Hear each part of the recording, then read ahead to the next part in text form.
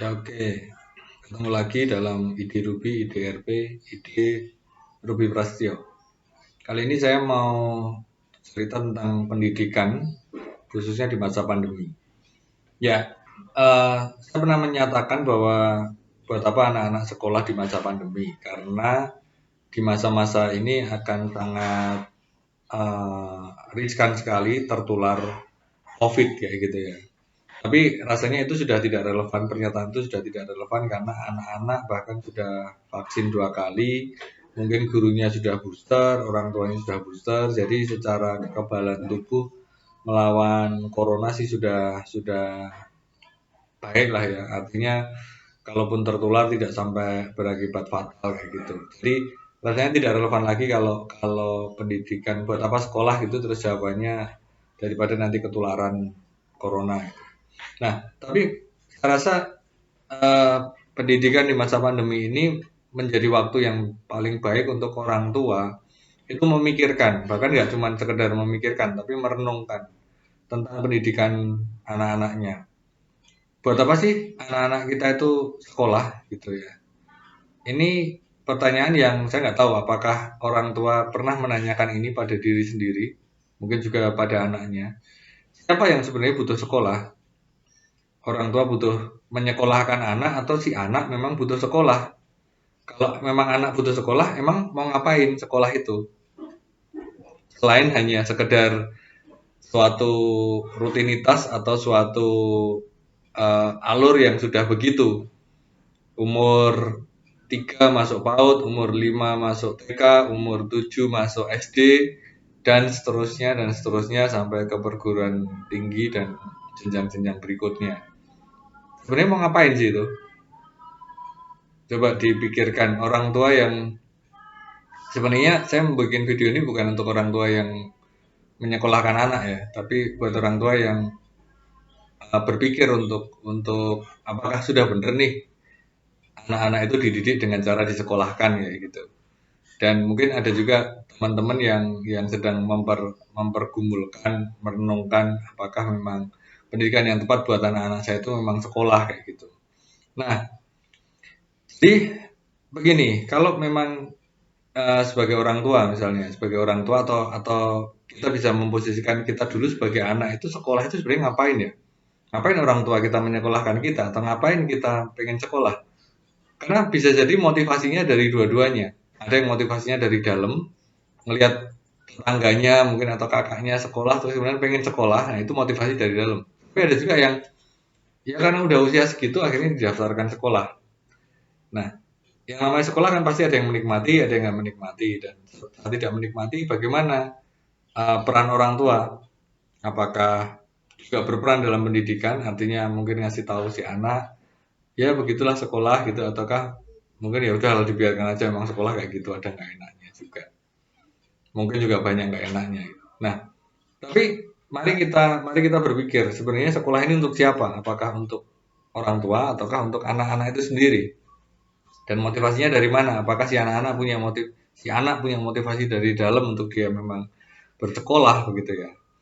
Nah, karena sekolah itu bagi saya sekarang ini mungkin sudah bergeser bergeser secara idenya atau mungkin juga enggak juga ya, enggak tahu ya. Tapi maksudnya begini, jadi beberapa beberapa kota pasti punya sekolah-sekolah favorit yang artinya sekolah-sekolah mahal dan sekolah menjadi semacam kayak misalnya orang naik mobil apa gitu ya, orang punya rumah di daerah mana gitu, terus anaknya disekolahkan di mana gitu, itu kayak jadi satu standar sosial gitu. Nah, buat saya itu sudah pergeseran fungsi dari sekolah itu sendiri, tapi rasanya itu terjadi, ini dugaan saya, ini pendapat saya tidak pernah melakukan riset atau literasi yang cukup, tapi saya menduga-duga saja. Nah, jadi apakah kita memang sedang menyekolahkan anak dengan tujuan seperti itu? Oh, di sana teman-temanku juga menyekolahkan anaknya di sana.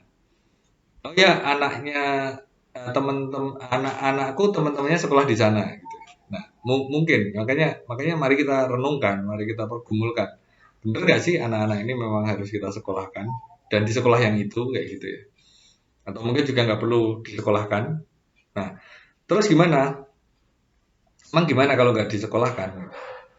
Nah, kalau nggak disekolahkan memang ini bagi para orang tua ya, bagi para orang tua khususnya orang tua muda itu pasti punya kesibukan, kesibukan yang sudah sekian sekian lama, mungkin ratusan tahun ya, atau puluhan tahun lah katakan. Tapi eh, katakan dari lulus kuliah, kemudian mulai berkarir, menikah, punya anak-anak, kesibukan dalam karirnya, dalam pekerjaannya sudah mulai lebih tinggi, anak-anak harus mendapatkan pendidikan yang baik, penghasilan sudah lebih baik, disekolahkan di sekolah yang baik.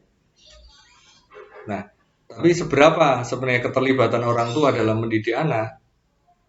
Mungkin bagi orang tua yang punya kesadaran cukup, ya akan turut terlibat dalam mendidik anak. Bukan hanya ngajarin anak ya, misalnya dapat tugas ini terus diajarin, bukan hanya itu loh mendidik anak. Tapi menurut saya ikut menentukan juga sebenarnya kamu itu mau ngapain. Ke depan itu kamu mau berkarir di bidang apa, mau menikmati hidup dengan cara seperti apa. Karena pada dasarnya kita sekarang hidup itu kan apakah kita itu hidup dan menikmati hidup ataukah kita masih menunggu waktu yang akan datang lagi untuk menikmati hidup.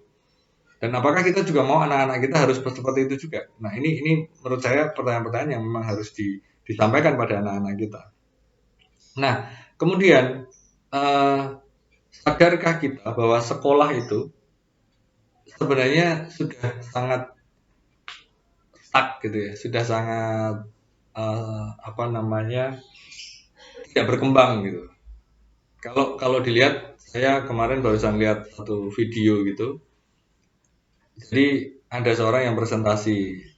Dulu itu mobil itu berapa ratus tahun yang lalu itu masih kereta kuda, terus kemudian dikasih mesin, terus kemudian jadi mobil yang lebih bagus, lebih cepat, lebih nyaman.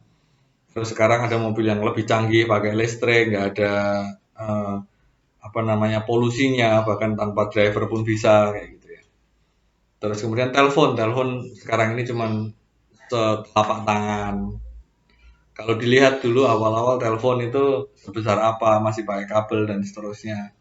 Dan kemampuannya juga sangat berbeda. Sekarang hanya dengan telepon bisa video call dan seterusnya.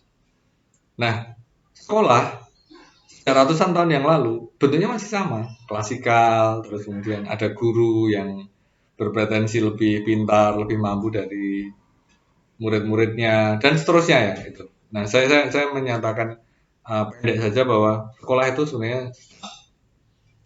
Kemudian kalau kita mau lihat dalam pendidikan kita yang bersekolah gitu ya, bagus kalau kalau sudah nggak bersekolah sejak kecilnya gitu. Tapi yang bersekolah itu ya gitu-gitu aja kan.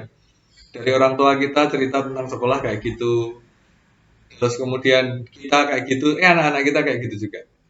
Padahal orang tua kita dulu nonton TV mungkin hitam putih atau mungkin belum belum nonton TV. Lihat TV berwarna aja udah keren sekali. Kita nonton TV berwarna, sekarang kita nonton TV digital.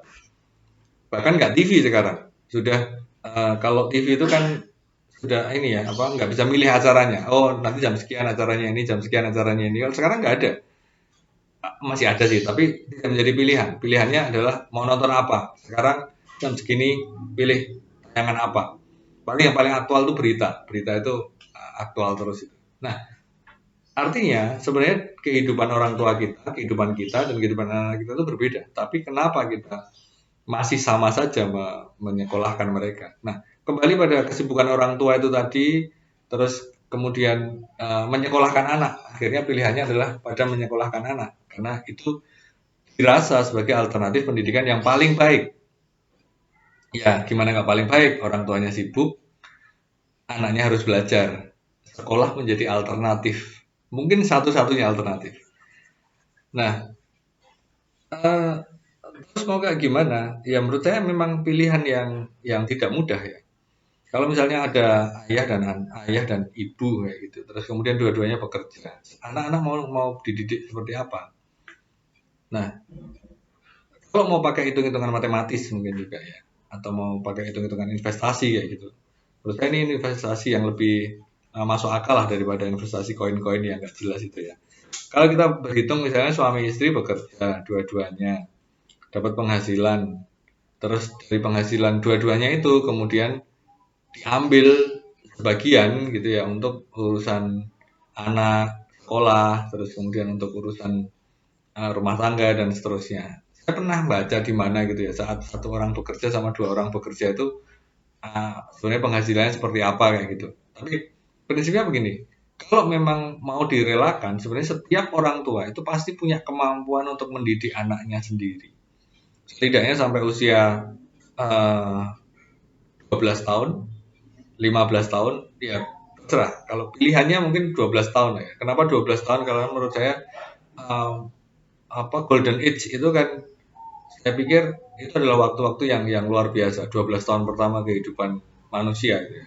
Mungkin yang dibikin golden age itu 4 sampai 5 tahun itu kan iklan susu. Karena anak-anak yang sudah 6 7 tahun sudah punya pilihan minumannya sendiri, makanya yang bisa dibikin golden golden age itu yang anak-anak usia 4 5 tahun sebelum 3 tahun, karena itu iklan susu. Jadi orang tuanya beliin susu supaya nggak sia-sia. Emang itu cukup. Menurut saya 12 tahun pertama di situ harus dididik sendiri. Sendiri itu ya kalau kalau mampu sih sebenarnya homeschooling adalah alternatif. Homeschooling kayak apa, cari deh. Rumah inspirasi itu menjadi salah satu acuan kalau mau homeschooling. Tapi saya pikir kenapa homeschooling? Homeschooling itu artinya mendidik anak sendiri. Dan kita kalau misalnya nggak perlu S1 lah ya, SMA gitu aja mestinya sudah tahu bagaimana anak-anak itu harus dididik. Nggak perlu belajar kayak yang anak-anak bisa apa standarnya anak-anak harus bisa matematika, harus bisa ini, terus kemudian ilmu pengetahuan harus bisa seperti ini gitu. Sebenarnya nggak kayak gitu. Tapi yang penting tahu aja, oh hujan itu terjadinya karena apa. Oh matematika itu kalau kamu dikasih uang segini belanja ke Indomaret itu tahu kembaliannya, tahu uangnya kurang apa enggak, kayak gitu loh. Menurut saya kayak gitu aja. Ketakapan dasar. Kenapa? Karena coba diingat-ingat eh, kemampuan yang kita dapatkan dari sekolah, seberapa sih sebenarnya yang kita terapkan dalam kehidupan kita? Separuhnya ada, mungkin nggak ada ya.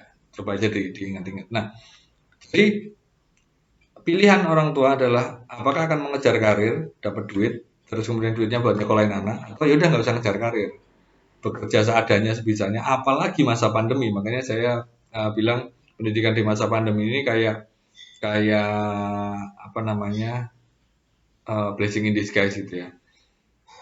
Sebenarnya bisa aja bekerja di rumah. Memang nggak bisa disambi sih ya. Kalau bekerja ya harus fokus gitu. Tapi anak-anak di rumah setidaknya anak-anak bisa dikasih penugasan, bisa dikasih ini itu. Ya pasti tantangannya cukup besar dan sangat besar dan pasti lebih besar daripada menyekolahkan anak. Walaupun biayanya belum tentu lebih kecil. Nah, saya lanjutkan bahwa orang tua memang harus fokus untuk apa namanya memikirkan bagaimana bagaimana si anak ini mendapatkan pendidikan yang lebih baik. Saya baru bicara sambil mempraktekkan, belum tahu anak saya akan seperti apa, tapi itu pilihan kami. Kami sepakat untuk anak-anak diajar di rumah.